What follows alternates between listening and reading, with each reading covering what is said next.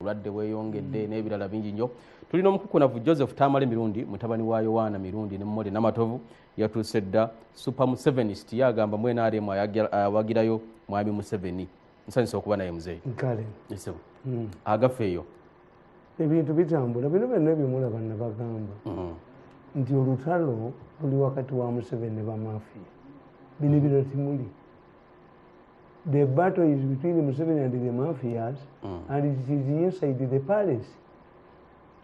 The palace struggle. COVID-19 yeyongedde muzeeyi. Eggwanga liri ku bunkenke. Omuwendo gw'abalwadde gweyongedde twakafiirwa 20. Kati kankubuulire. Only what you are talking is rubbish. If you analyze. You see, nebagamba nti bamafia bwe babakubira. You don't look what is the chronological events. One, President moved swiftly to dispersing. President yakugamba olaba ekisalabatta baganda tukita kisalabatta botambula ekiro n'owulira kisalabatta mu bisanja otta ku bigere tukita kutta ku bigere n'omanya kiki tomala gaduma that face yagikola ne batulokingire waka. Yes, banne ne bamulyamu olukwe banne bani nti bo baagira bana covid bosoma kataba ka covid mafias nenzige nakugamba nti bo balabamu another chance of grabbing money. Abantu ne bagenda tebabawa mmere bagibba, abantu ne baleeta emmotoka. Mwali mulabyeyo photograph emu ey'emmotoka ze bakuŋŋanya nga bagikwasa eddwaliro ly'okukyalo. Abantu ze bawangayo bitongole n'amakampuni. Yes. Isolated centers mwalimu ki? Emyezi ena tugenda ogivaamu nga tukoze eki? Obulwadde bweyongedde. By the time tewali bwe bweyongedde. By the time emyezi ena gy'aligeza okuggwako nga all of the requirements mu hospitals mwebiri okulwanyisa obulwadde. Isolated centers nga mweziri. Kubanga singa nabaga nti mutunuulire komera oyo omusajja bwe abasajja. We call it police services, C-force, police force. Uganda Prison Services. Yes. Amuyali ne Kenya police bagitransforming into a service. Obuweereza. Nti eruzira kati abantu bwakulya miliyoni zo nomuga nti bamusibe emyezi mukaaga akkiriza n'agendayo. Tagenze ku kibonerezo kiri awo. Kubanga bagali amakomera g'abazungu gaali tupanisi y'abantu batye. Kibula mbuzeeko ga. Nalufeenya. I even hear people bamujje nalufeenya ng'alabika bubi. Ate okufeenya kitegeeza ki?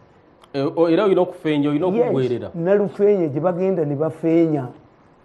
Okufeenya kitegeeza omuganda gamba nti akafeenya ebbuga lya bisi. You can buy a sack of vegetables subjected to cooking lijira ku sauce. Okuva mu kadeya bwe walireetedde. Nerifeenya omusajja ono olw'okuba alina PhD yasoma mwali badde temulwanyisa namulwanyisa amakomera yagakyusa kakati yes ekyo kyekyali badde mu isolation centers nga people test to go there naye isolation centers temwali mmere temwali byakulya ne bazibbiramu abantu nga isolation center babateekamu ennaku 14 ne babagattamu abapya ne bagamu kyabulayo 14 nendaba aladisi w'amasaka aladisi w'emityana aladisi omulala yali luddawa aboggolera bali abali mu isolation wamwe mulya no I'm a visitor of the state ne baagala babbe ettaka ly'e Namboole. Namboole means mass. Why do you expect mass victims? Kakati by the time we came back at work twakozesa fire brigade methods.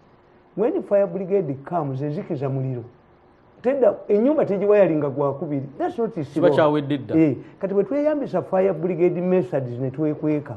What did we do to put up to rectify ekyayo ky'ennyumba? But truck drivers ne babagaba bakebere n'ebirala ebigoma kakati but truck drivers president yabagamba mubateerewo designated places ne bagaana. Why?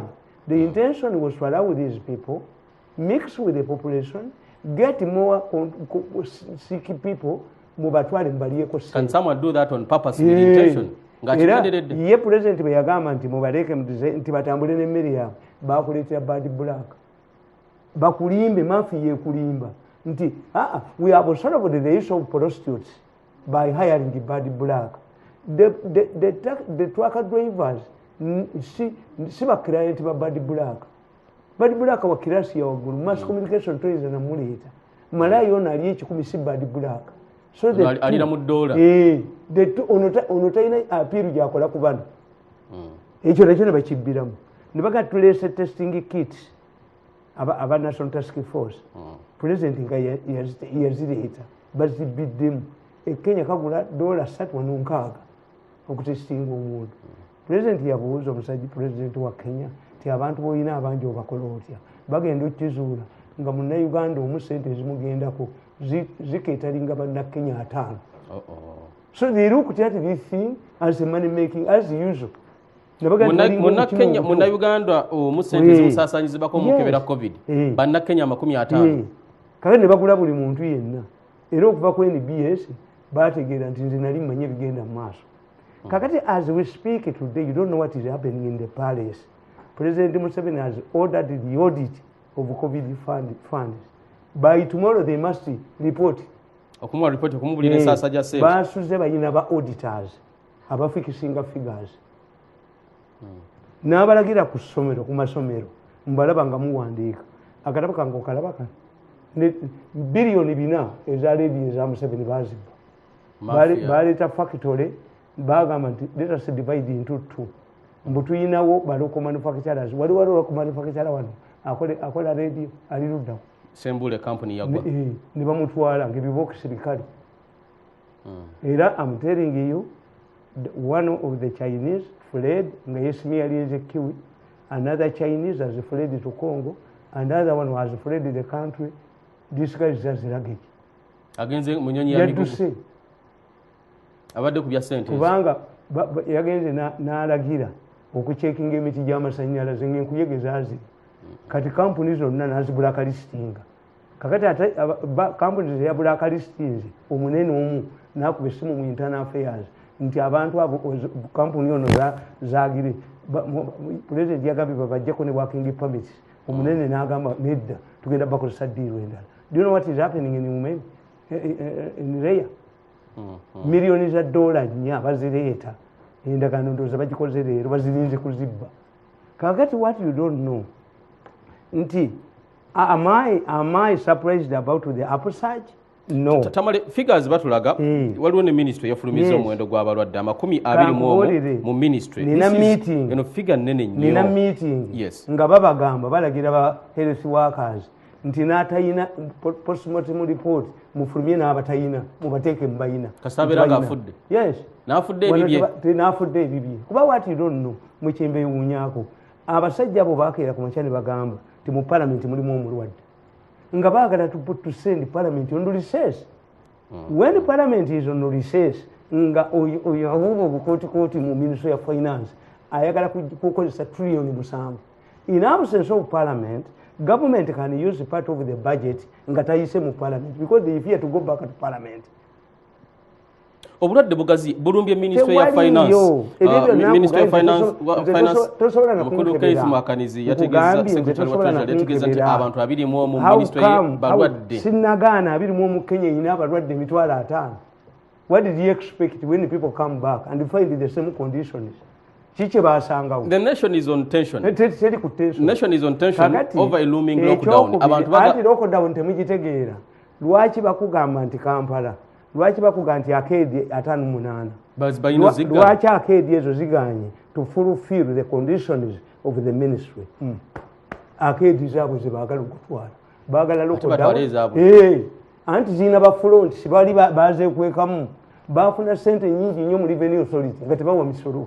President wamalo bagobayo kakati omukisa omubi gwe bayina nti bwe beekweka ebizimbe bibyo mulaba bye bagasereteninga byabwe kakati baagala okugamba nti bigaddewo bibuliddwa banka zibitutte ziddeyo eri kuba batidde future political future.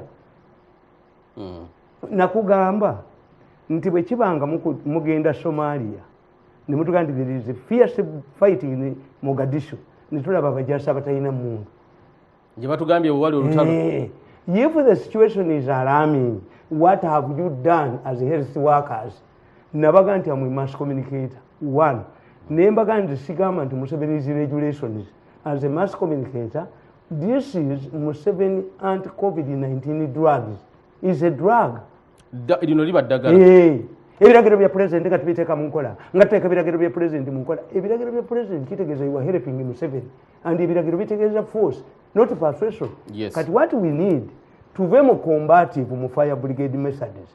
The president must restructure tutegeere we are going to coexist with the disease. People are worried.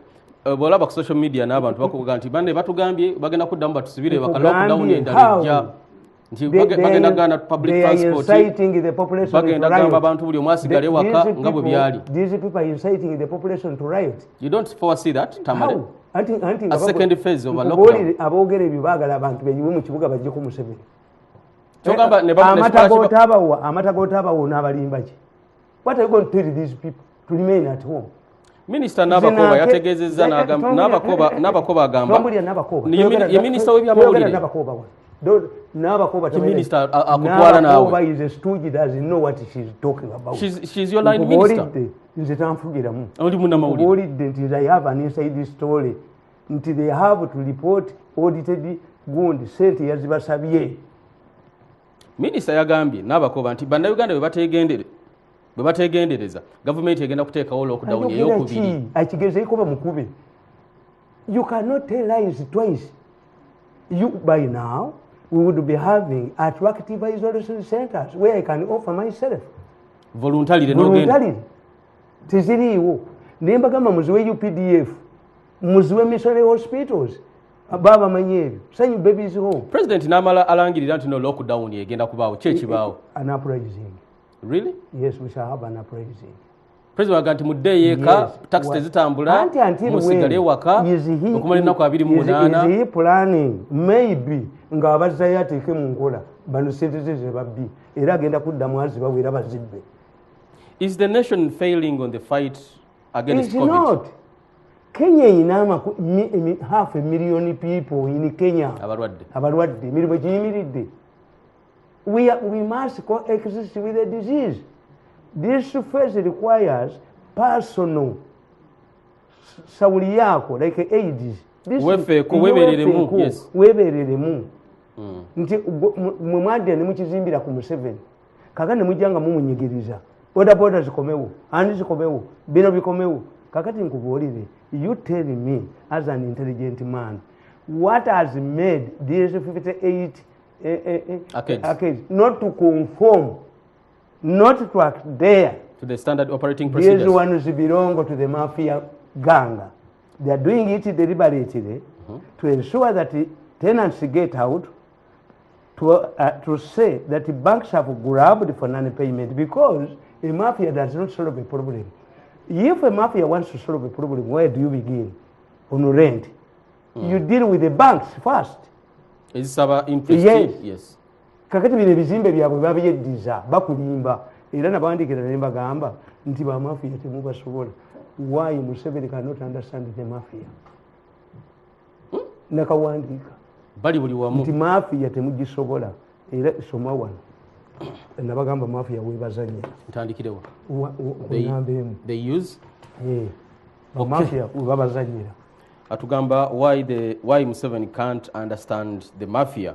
Page ya 14 agamba one ndabe wano ukachiva atuwe ensonga lwaki the members of the mafia gang first mastered the work methods of Museveni and came up with the following tactics. Nti ba mafia basooka ne bategeera obuzannyo n'enkola ya Museveni ne bajja n'obukodyo buno wammanga. One, they use people he trusts, especially those he praises. These include Jennifer Musisi and Edith Nakalema. In my book, The Invisible Hand, which I published in 2012, I explained why Jennifer Musisi was bound to fail in Kampala City. I wrote that the mafia gang controls the media, especially print media. As custodians of information, they determine what to give the public and not. This is done to protect their members.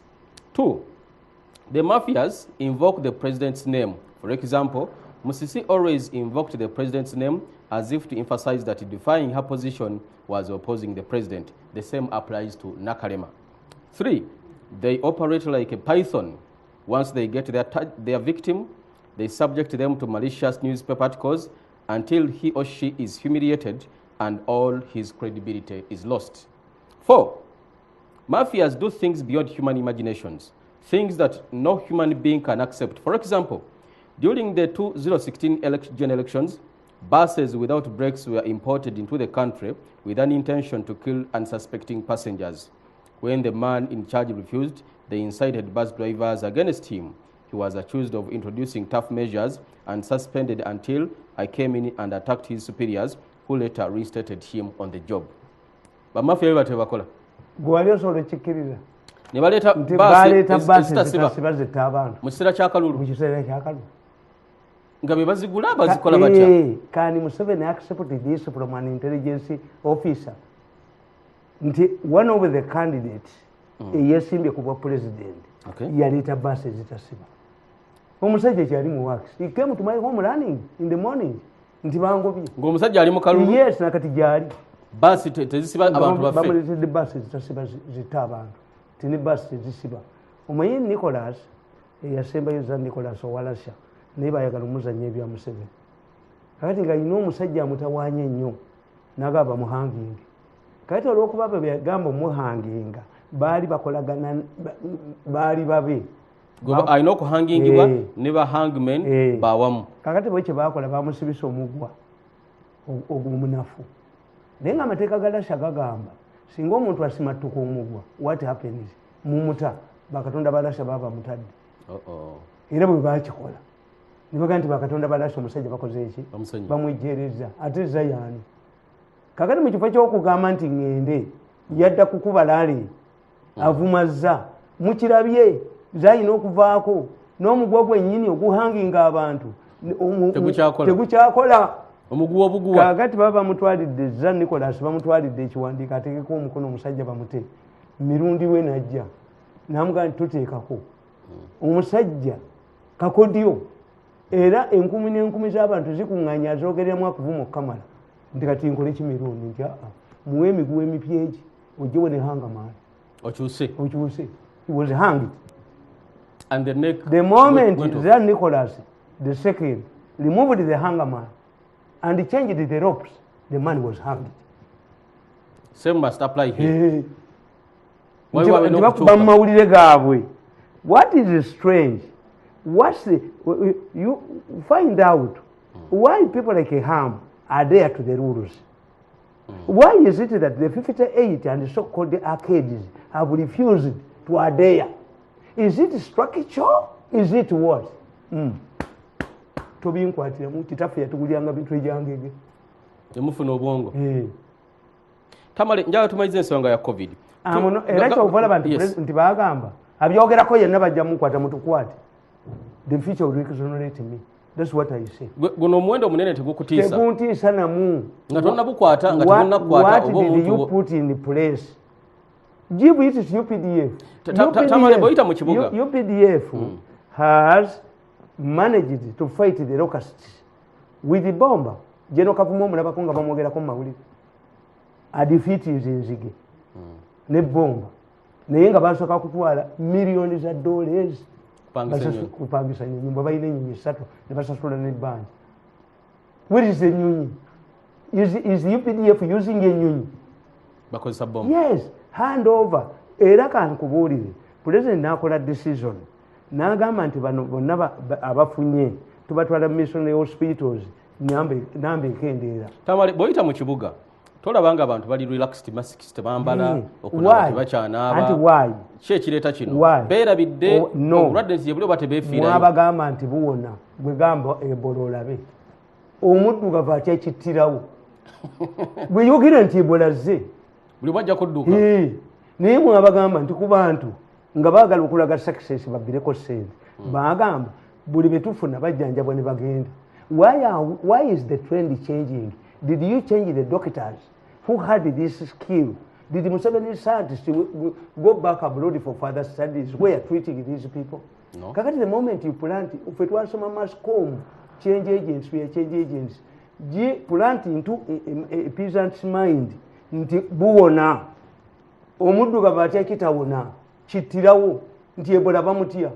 ofira omusawa naye gwe abasajja bomaze okugamba ekyokulina bagamba nti abasajja abasoma psychology tebabayambi natwala abaana bange babiri mu psychology they are doing well nebagamba ba professor I'm going to improve psychology nebitabayo abaana bange babiri kakati kankubuulye mu psychology bwoga obulwadde buno ekibuliko ekibi nti ye cure tewali but prevention weeri nebide negundi yange ya sanitize kati let me tell you if you find 1+1 in an economics exam mu university okola otya singa osanga mu economic exam fine exam economics mu university nga mulimu 1+1 okola otya nteekawo ttu oyinza ogibuuka do you expect this at the university manya balina akakodyo ke banteze omugezi agibuuka gwe togikola 1+1 ku university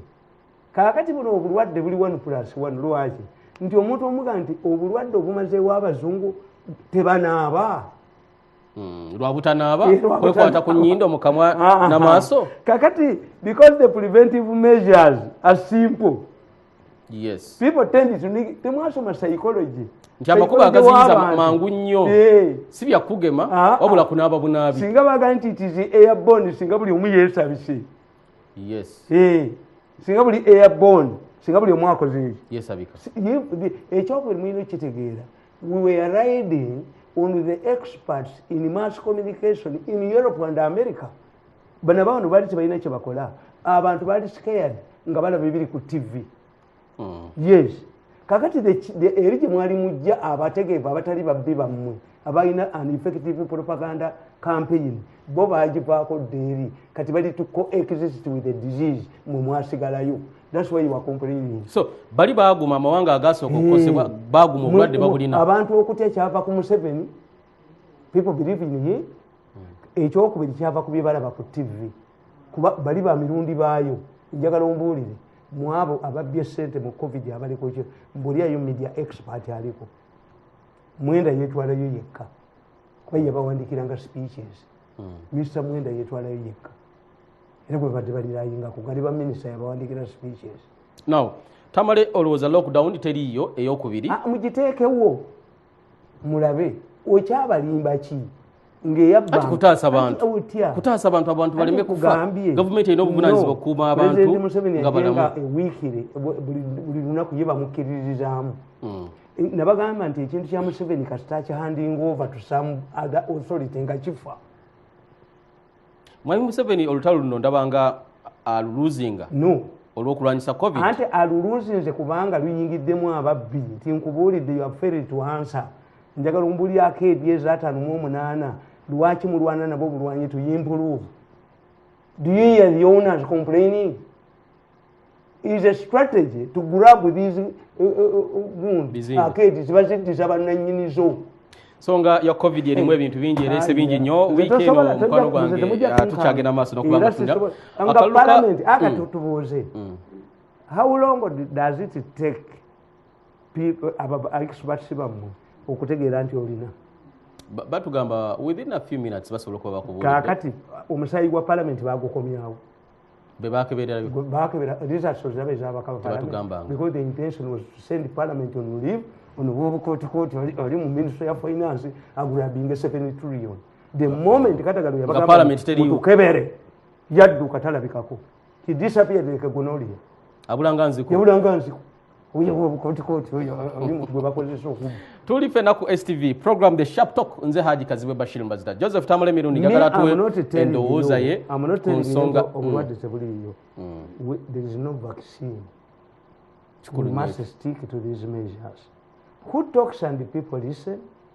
Who can talk convince people is Museveni?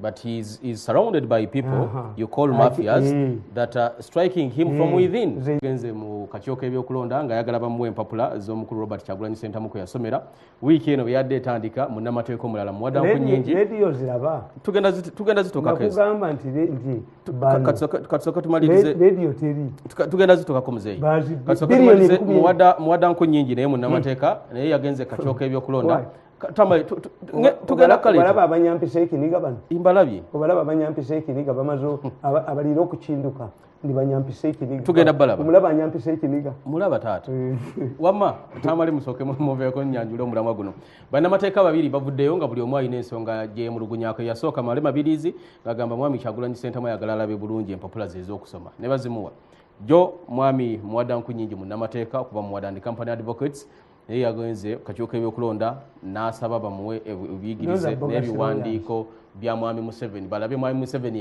yasoma ki banatera n'okusaba obuzaalibwe sinkanga kumemba oko n'okako kampuni very stupid they diverting why nalabye neroya muyinako yanga man nkuyinako clip ya Southwest directing judges omulamuzi munnamateeka omu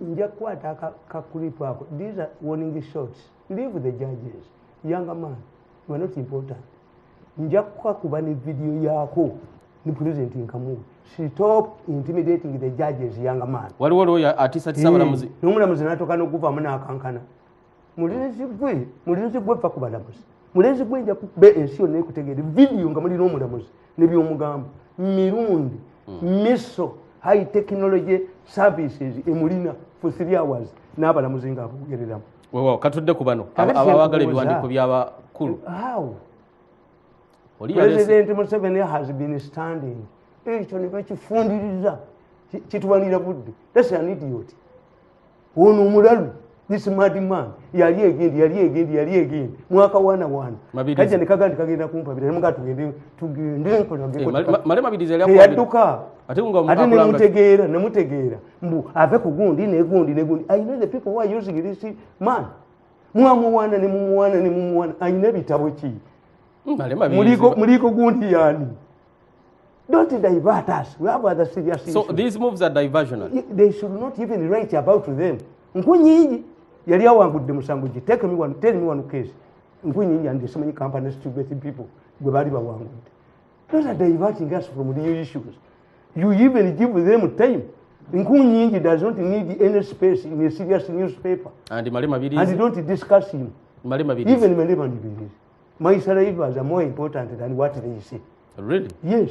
Why do you think what they are saying to be sana space? I think kubulidde nti we bayina ababakozesa oba bannayuganda abavuddeyo nedda bayina omanyi gwe kyotomanyi tukitya reverse psychology nti eyo group ya Bobi Wine nabaga nti nsi oba teyagamba Kajoba omugenzi Kajoba ti always ask Museveni something about UPC. Force Museveni to mention the word UPC every press conference. Era Kajoba yaliroloye. You president ngaddamu UPCs. Na kimwogeza. Obatenga yamugamba umubuuza ayogere ekigambo UPC. UPC lemekola ki? Kufa. Abaana era babuuzanga president. What is your comment on the performance of Bizuuse? I wish I had 100 Bizuuses. Ngaye president tamanyi nti bano bamugamba nti musibi akole bidamiji nga abantu yabimugamba. One musisi yatuwanguza mu Kampala n'emitwalo 17.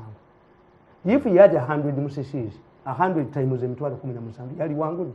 Bani mukubye. Kakati bano baagala okugamba nabagamba nti mwe temukimanyi tumukunde yakola ebintu ye science ye mugezi. Why? Nti soko olabe how can this man reject a party? N'abamanga mala kibakozesa. They use Buganda to agitate ne government ne bakubatiya gas ne bakola kasaba nti bakabaka baddewo nga bateekawo abatalwana. Kakati this is intended okuteeka Bobi Wine. Why should somebody bother about Bobi Wine? You can challenge him elections. Because if you don't have elections, you can being elected does not mean that you have acquired academic papers. Yes.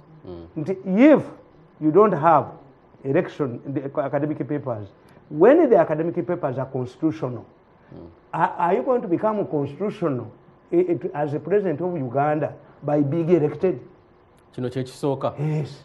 Kati mbazalinga ki tiimu y'omupiira bwetegeera nti mwazanyiza omuzannyo omukyamu deal with complaining earlier or after the match?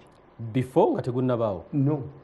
After the match. Gumala kubwa. Bwe babeera disqualified. Be baluzinga points. Yes. Kakati oyo nkunnyingi si yatutegeerera. See you neighbor. You don't need to go to the electoral commission. The reason is like Sebagala.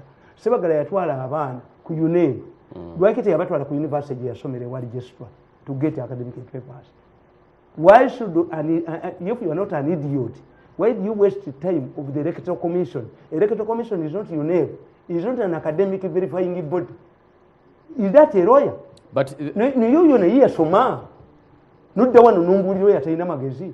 If we wanted to check the academic papers of anybody, you go to the authority that verifies. At Uganda, we are verifying. We don't have any qualified institution verifying. It's court of law. See, even National Council of Education. Certificate of the no, exactly. Baliche bategeeza yono. Yono. Tewali amanyi certificate yamu. Okujja ku ya university kuli tebiriyo byonna. Nti high education ekuyambako kimu. Nti nasomera wa. Nasomera Bulaaya. Bone bakikontakitinga gye wasomera. Sebagala yalina certificate of attendance from the Chamber of Commerce. Bulanda ni Chamber of Commerce. Omanyi bamugamba abawandiikayo abeereketo commission. Abasajja ne babaga nti certificate gyalina twagigabanga myaka gya 5. Institute yaggalawo.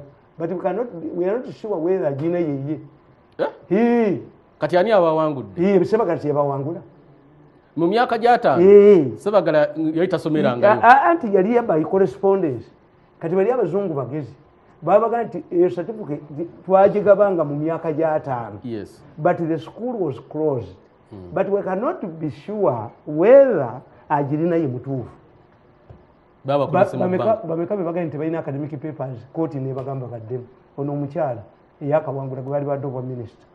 Abayigiza office nga muli agonja mwali bamusaba miliyoni 3. Bamukkiriza bali bamwedde obwa minister. Omukazi ne mugatozibwawo oba batege. Kati court yagambye eki alina. True. Yes. Kakati mu Uganda apart from court because kyabakwatirayo the framers of the constitution then naliyo mu CA nga mpandika mawulire. Stephen Kavuma yali minister yabagamba nti mu Uganda erevo nene nnyo senior 6 naye bagireetera Zimula Mugwanya. Zimula Mugwanya was a minister naye nga yaga nti alina diploma mu kukola sabbuuni. Kakati president n'atiitira nnyo Zimula Mugwanya n'amuwa obwa minister of state for local government. Era mu CA nekyoni yagamba nti Abaganda tubeewuunya. Muyinza mutya okulonda Zimula Mugwanya ne mulekawo chairman wa Law Society Zimula Mugwanya defeated this former judge Kasuli. Remi Kasuli. Ye muwangulu mu Mawokota. Kakati Zimula Mugwanya nekyoni n'agamba nti you elected a buffoon. Even the buffoon is not here because he cannot proceed. He cannot follow proceedings. Kanyehamba n'agamba, we are tired of ministers who go to Europe with the interpreters. The only thing was on Zimula Mugwanya. Kavuma n'abaga mugende mu Hansard. Kavuma n'abagamba minister yaliwo kubanga njuba yali agenze. Nga Kavuma yakola constitution. Ono omulamuzi gw'omwagoba emisinde. N'abagamba erevo temugirina. Kati ne baleeta eyali Professor Kayanja yali akulira UNEB. Ne bamubuuza what is the equivalent of a level. Era okitegeera level teriimu nti credit bweziti subsidiaries bweziti kulaba ko Tamale obuyigirize bw'omuntu esaana okubeera ensonga ng'agenda mu kifo nze n'aligambye ate obuyigirize bwenjagala bwa ku district yateteeka muzerire yagamba why have you ever seen a cow inside a prison cell over corruption? Oyinza otya okujja omusajja ataasoma nemuteekako wa masters monitoring n'ala DC teyasoma ne chairman wa 5 teyasoma nga ate gwe balina okumonitoringa wa masters gwe walabyeyo kawa ali mu kkomera nti abuziza sente no you have to smart these people the illiterate eyo ku administrative level njikkiriza naye parliament is for oratory kasitoba ng'osobola okwogera ne bw'oba tewasoma. Yes, to you that's what you would look at. Parliament no. Some people are talented. At independence, Minister of Justice, Obwango, yet a Somi Mateka. Cuthbert Obwango. Yes. these were products of trade unions. Teyasoma mateeka nene bamu okubeera minister w'ekitongole ekiramuzi. Yes. Gundi ono omusajja w'e Kenya atali Odinga omulala oli Tom Mboya yali tasomye. Oyo no wamanyi gwe tuwulira. Yes, Tom Mboya yali tasomye. Ono Raila Odinga yasoma. Raila Odinga yasoma mechanical radio East German. Makanika wa radio. Raila Odinga makanika wa radio. Yes. So to you obuyigiriza obususse nnyo si nsonga mu by'obukulembeze? No, Professor Lule yamala ennaku 36 kuba president wa Uganda. Professor Mulamba. Yes. Nuwangu abamuzanya okubba ettaka bikina muga nti Nuwangu you will end up with the prison. Oyo Makerere. Olumala okubba ne badduka n'otunda Kawanda n'otunda Kabanyiro n'otunda abalabako kati. Tuli ku STV mukwano gwange atugoberera wiiki ewunzikiddwa bannakibiina kya NRM babadde n'okulonda Central Executive Committee gye byaggweredde nga omukyala Rebecca alitwala Kadaga abawunsinze back mu kifo kyekimu okubeera omumyuka owokubiri ow'omukulembeze w'ekibiina kino omukyala yayise mu kuvuganya okwakasameme era olunaku gye lwagenderera okulwokunanga abantu balowooza Namuganza akubye Kadaga ekigo naye she bounced back. Yakikoze atya to you because ku mulundi guno abalwanyisa Kadaga bavuddeyo mu lwatu mukyala Nankabirwa n'agamba oyo Kadaga simuwulize oyo Kadaga tawuliza president oyo Kadaga akolagana n'opposition yasoma conflict revolution nga tatasangana kusegwanga bbiri zirwa bali bamuiseke Sudan bali mububa mulimba kwa prime minister when the mafias are using yuba kulimba they can do it Nankabirwa yes mbweje kubira prime minister. Okay, yasoma conflict resolution. Bali bamuiseke Sudan. Bali bamuiseke okutabaganya amaka y'ekibuga. Oba yasanga kesegwange bbiri zirwanira enseera n'azitaasa. Conflict resolution must start. Yes. This is the bit we've lost. NRM yasikowalinze mu kintu kimu kyokka. Ekyokubiri we lost. Why? Namuganza yaddidde argument ye n'agitira mu kalulu which can help us. Why? How can Namuganza help us? Namuganza requires an answer from a professor of political science Gumutalina. Nti Namugwanya ne banne bagamba Kadaga tawulira Museveni era kye bamulanga kakati they don't know nti politics wa Uganda tumuyita maleto politics.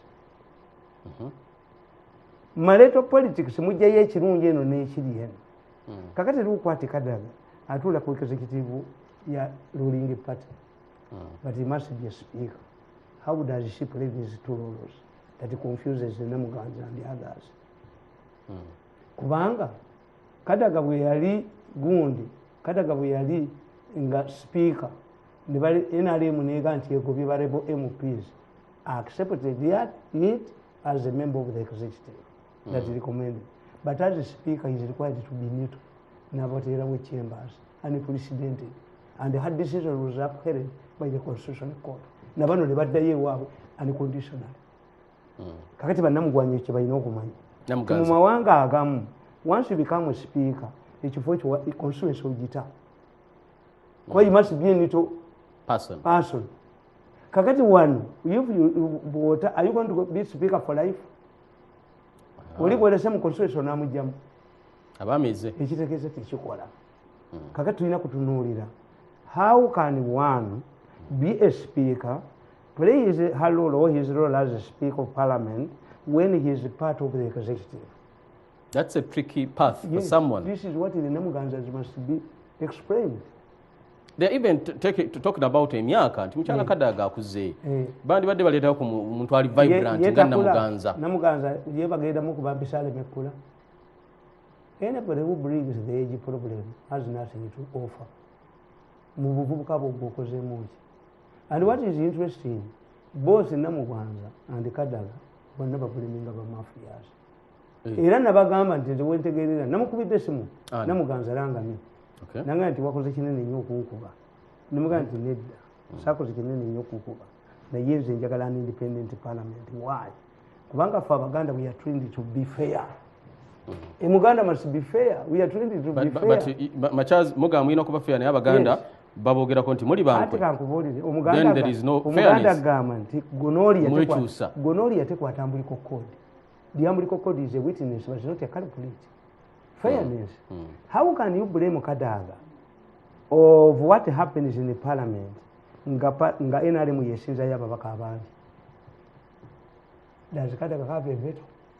But as a speaker, so kubanga yakuba pass natta kuliso olwabe ekibiina kye mumubireeta abalonzi abo mubanyinayo mumwatwala bakikojiko team. I want to say we would get better results in the parliament if it is the allowance is changed from sitting allowance to talking allowance. If you don't talk, you don't get. Kakati Kadaga mwabatudde mu caucus, the person who has destroyed the parliament is Nankabirwa. Yes. Chief Whip. Anti-Chief Whip. Nankabirwa is one of those blue-eyed girls. Every time he asks Museveni for money, has made Nankabirwa is Museveni's blue-eyed girl. MPs, political prostitutes, and that's why they have lacked credibility. But Museveni akolagana ne mukyala Nankabirwa okutuukiriza ebigendererwa bye eby'ekibiina. Anti Kadaga, don't talk about Kadaga, is Nankabirwa. You have the largest political party in parliament. How can one man who has not who does not have a veto frustrate your efforts? Sigunu ogwange tukutwaliramu. Ogwange tuyinza kutwaliramu. Nga mwe ina majority. So is by bouncing back Mchala Kadaga, is she winning the battle against the mafias, or it's still raging on? You can win a battle. You can win a battle without winning a war. Neyati bawenye abena lemo bawenye bagaze kankugoli abena lemo ekyabawenyeza kyadde kivu nti mu Eastern babadde bagudde kuba bwe mbala ekibalo bano kyebaliko basajja bomuvovoleso ekibalo kimubala inaali kiri bwekiti bw'osoma akatabo kange kano ojja kasomamu nkubuulire the strategy nti mubakuba Kadaga ne mukuba mukula badde muwedde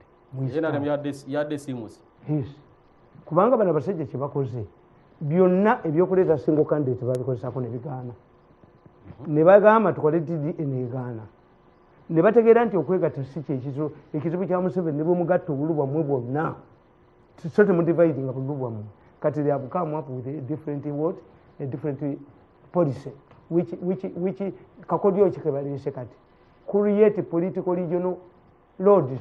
Power bases in between enjawulo. Later Amuliyati. This is the first Easterner to get his name on a presidential ballot. Tekibangawo. Ekitegeeze yasobola okusweepingayo. Nga ne problems za restocking ezente z'abateso. After 35 years you still have a problem there. The highest officer, Angina, is harassed. He's not happy. Kakati eyo region bagiba sweepingako sigama kubikata kani mkuba mukula nono omwana nono gundi Uganda nevo Indian extraction ne yayina kuche yakoze ayina kakati from Eastern northern government inayo nti instead of consolidating Oranya tebamwa tachafuka speaker kubanga the three pillars of the state justice mwajigabye do Winyedolo.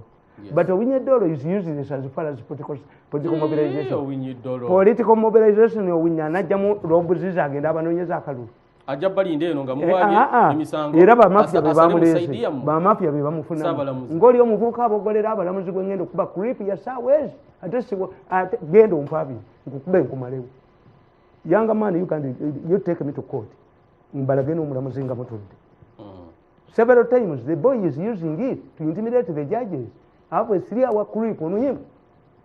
Mu video muyibano ba mafia baga nti Mirundi musajja muzibu nnyo ne gundi yafa badaji infiltrate Zoom tonna kawuli yako kaye kafulumye ekiro Zoom oyogera Zoom waliwo ne twategeddeko abali mu Ministry ya Internal Affairs or Foreign Affairs nga bateesa kubba kakati nkubuli nga byotugamba kuli nti gundi Olanya siddalingi waawe Olanya bamukozesaako ddo kimanyi nti Olanya yalagira yali commending obutali busasulibwa abasajja balaba it was Olanya committee.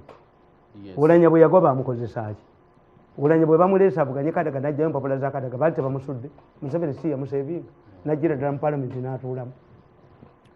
Yes. Northern Uganda inani Olanya yabagamba bamutemere mu constituency ye bagitemamu Banankabirwa. Is it the money you want?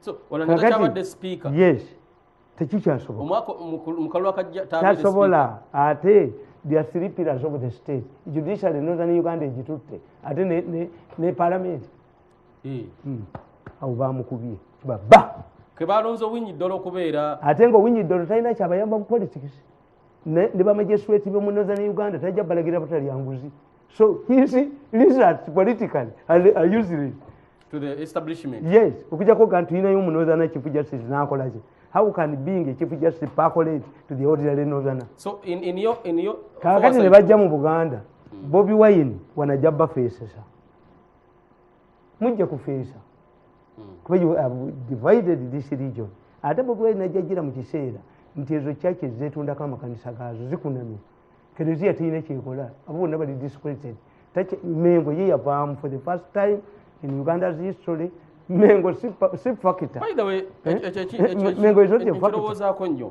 era tuyita bannaffe bwe tubeera notuga nti why is Mengo silent not because teyogera naye n'okujoogerako mu myaka 35 mu kalulukano ono minisita kabaka yakola ensobi n'alonda minisita wa butter trade ne federal n'agibatalinga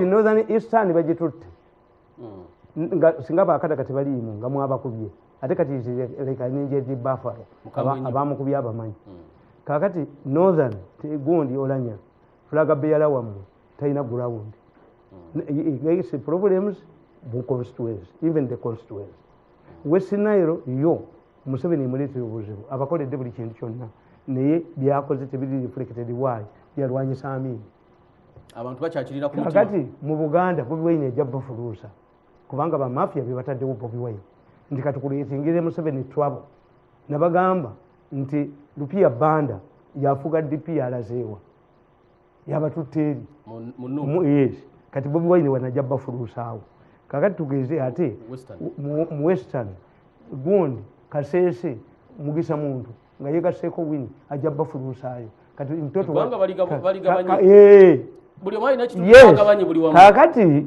what they are going to do is to deny Museveni an outright win of 50+1 vote kakati bwe mugamba nti talina lirandi tebajja jigendamu bajja katukuwangudde bajja tetujja kaddamu kiwedde mutulayize kakati batandike kwekalakasa mu kibuga olwo Besigye aliwa anti Besigye ne tumukunde be bakugu mu gundi mass mobilization ye plan B gyayogera soko mbulire Tamale tuli ku STV mukwano gwange alina ffe njaga tutegere inside Besigye's plan B producer wange kantere yawo tusobola okulabikanga Tamale biki Besigye yagambe tadda kuba tagenda kwesimbawo mu kalulu naye tagenze but akyaliwo mu struggle yes plan B ya Besigye anti bitwa nkugambi tekasaba dividing a country mumulowooza tebali united nabagamba nti ababbi bana bwe balumba ennyumba from different directions waliwo ayagala ebeerewo yes this is what they have done they have divided themselves regionally kakati what is going to happen if you deny Museveni 50+1 vote you go back to Iran when Museveni goes they will not go back to Iran because in all African countries the result has been the army Mijako government where the president has refused to concede defeat where the chaos arises from disputed elections kati banoonya kino yes kati Besigye owawo okutuwaaka ne tumukunde bwe bagenda okujja olaba magazini yange empya olaba magazini yange empya Yellow Times kuga nti tumukunde ali dangerous ku bonna wabulabe eri bombi enali munabano tamanjaga ntegere Besigye bwatuga nti aleeta plan B yawali wa anti nkugambi akalulu kawedde analwanira akalulu katabadde awansonga tewesimbyewo tewesimbyewo kikyolwanirire President Museveni ogenda mu nsoko yawangula akalulu bamukuba bubi nnyo jump on the course noli bakuyita kulipira Besigye agenda okugira ntumukunde nga bali wamu oba buli omu ali wamu. Do you think Besigye and Tumukunde sit somewhere and they talk? When it comes abasajja abo bonna be bamu banoonya bugagga bwabwe bonna ku protecting at wealth. Besigye ina bugagga ki? Besigye adde ku street wano nga bamuchunya. faamu ya Besigye omanyi nti yali valued 10 years ago nga erina $10 million ogimanyi gwe omanyi nti we have data emyaka 10 emabega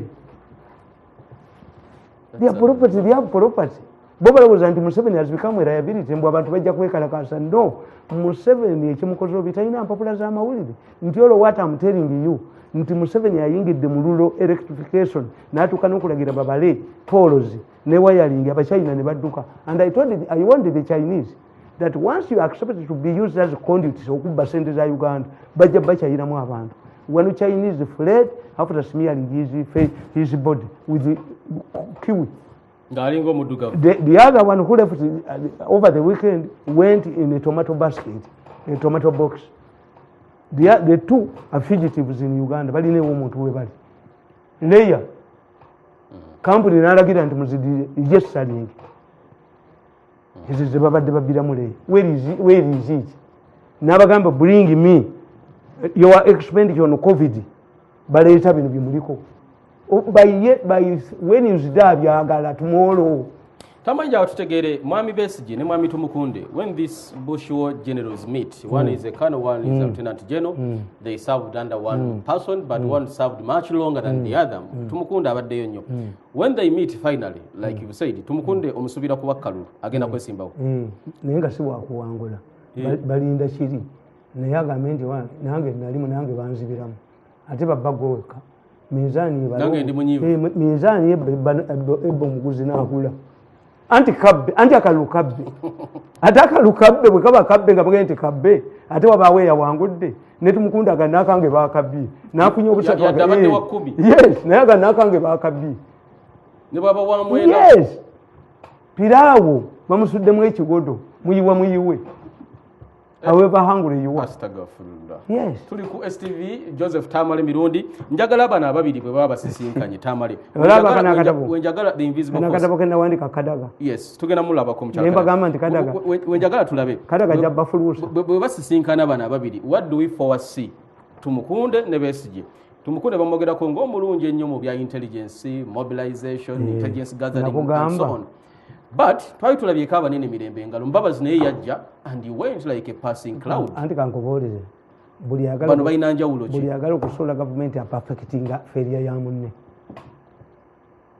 and what matters walabe Bobi Wine wakakungulu omulangira namulabi omulabyeyo yes omanyi nti buli leader yenna obuyinza bukima wakakungulu vaawo from history obote use kakungulu Bobi Wine ekibuli yadageze kulona buyinza bwe bamweregamu kakungulu ne bamuteerako nnaamu ng'obote akuba kakungulu ne bateekawo nnaamu yabakamulege nenne kyoni nayingira muganda w'obote ne bateekawo nnaamu kakungulu yatambulanga ne Idi Amin ku mawuleti Amin akole statement nti nze ne Lulendo Fandumanyi sina kintu okujjako Katonda abaganda babagezi ne bayimba erindi abanange erindi empologoma atulya naye erindi nga bayimba Amin yava wani kakungulu gundi Paulo Muwanga bakoma wani mu 79 yatuukira wa kakungulu ekibuli awo namugamba obuyinza bw'omukomezaawo tetulidda mu kola nnange Paulo Muwanga agenda twategeera gwe watukuba ekigwo agonze kakungulu n'aga nti nzikirizza naye Supreme Council esigalewo the first person Muwanga visited was kakungulu kakati President Museveni yavaawa ogenda mu nsiko wakakungulu yava wakakungulu uji yasimbula n'agenda Besigye era naye yagenda wakakungulu namuteekako enkofiira y'obusiramu ebutambala at that time I was very close to kakungulu I went there nemubuuza lwaki wakikoze nambuulira ensonga ze omulangira oyo that is a political family or it's a religious family simanyi naye whoever has had power Babu Mayanja baavaawa wakakungulu so when you see this man walabyeko mawe wakakungulu oli omulabyeyo akoma wandirankwa Supreme Mufti tatuukira ddala eri ku kitebe Sebaggala beegatta ne Semwogere bayize ekibiina kya DP ani yabayita entalo bazimalira bwakakungulu mbuga nyumba nkulu nnyo lwaki bayitayo embuga